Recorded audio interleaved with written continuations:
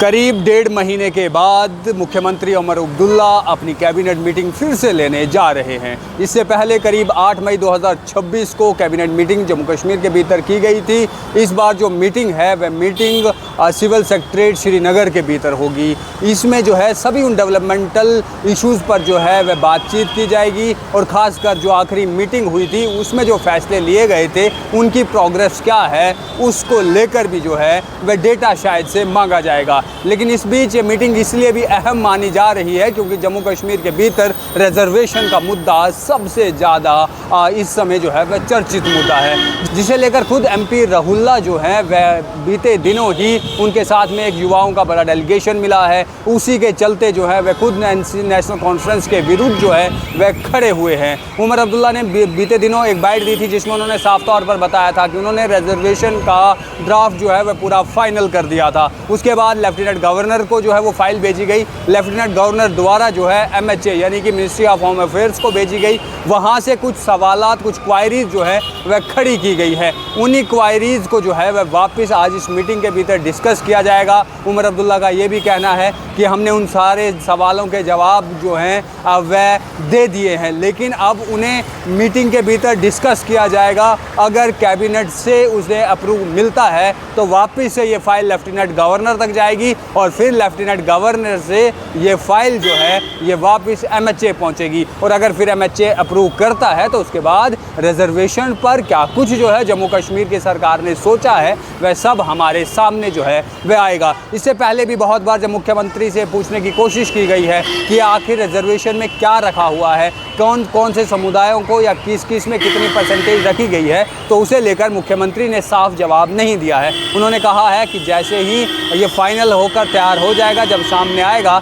सबको उस समय पता चल ही जाएगा। लेकिन रिजर्वेशन के इशू पर ही बहुत से नेशनल कॉन्फ्रेंस के विधायक हों या MP हों वह नेशनल कॉन्फ्रेंस के विरुद्ध हैं, वह उनके खिलाफ है, उनकी सहमति उस पर नहीं बन जाती है। इतना ही नहीं, इसके अलावा और भी इश्यूज़ पर जो है वह डिस्कस किया जाएगा। जो बीती कैबिनेट में जो है बीती कैबिनेट में जिनको लेकर जो है वो काम किया गया था या जिनको लेकर मंजूरी जो है वह दी गई थी। हम देख रहे हैं आज के समय कि किस तरीके से पानी के लिए लोगों को जम्मू कश्मीर के भीतर तरसना पड़ रहा है। कुछ जगहों पर बिजली को लेकर जो है वो लोगों को बहुत प्रॉब्लम्स है। जो बिजली के बिल हैं वह इतने ज़्यादा आ रहे हैं कि एक आम इंसान उनका भुगतान कर पाना जो है उनके लिए मुश्किल है। एक हिसाब से देखें तो जो मैनिफेस्टो के भीतर नेशनल कॉन्फ्रेंस ने वादे किए थे उन पर अभी तक खरे नहीं उतर पाई है, चाहे वह बिजली हो, वह गैस सिलेंडर हो, वह नौकरियां हो या बाकी अन्य चीज़ें हों।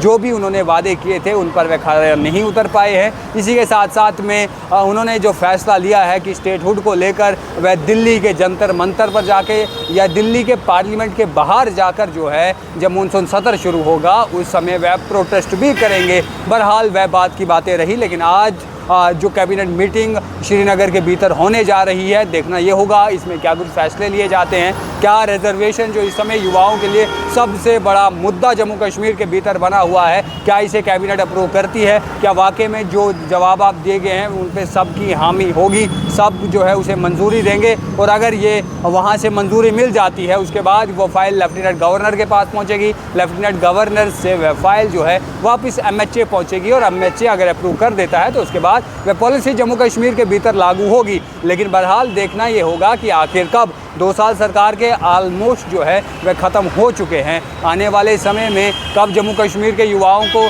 नौकरी मिलेगी, कब राहत मिलेगी, कब लोगों को यहाँ बिजली पानी मुहैया होगा, बहरहाल देखना होगा इसमें क्या कुछ सामने आता है। फ़िलहाल के लिए इतना ही। आपको इसमें क्या कुछ लगता है? आप रिजर्वेशन के इस इशू को किस तरीके से देखते हैं? आपको क्या लगता है कि रिजर्वेशन का इशू जो है वो कितनी जल्द सॉल्व होना चाहिए? कमेंट बॉक्स में लिखकर हमें बताइए। वीडियो जर्नलिस्ट गगनदीप के साथ मैं हूं राजकुमार। धन्यवाद।